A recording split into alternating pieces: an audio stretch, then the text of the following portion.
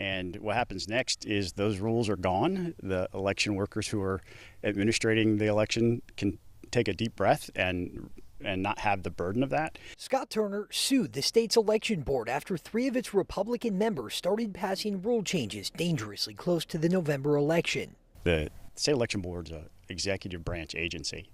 They don't have the authority to be making new law. A Fulton County judge agreed, ruling that only elected state lawmakers can make changes to election procedure. Turner ought to know. He's a retired Republican lawmaker in Georgia who spent much of his time in the General Assembly focusing on election security. He says it doesn't matter that the rules were passed by fellow Republicans. Because the state election board one day could be controlled by Democrats, and I don't want them to have lawmaking authority. The rules that were struck down included a mandated hand count of ballots in every county, a rule allowing poll watchers access to tabulation rooms, and a requirement that clerks investigate election results before certifying them. I personally think they were being put in place much too close to the election. Many election administrators, like Joseph Kirk in Bartow County, were relieved by the ruling, especially since early voting in Georgia already started this week.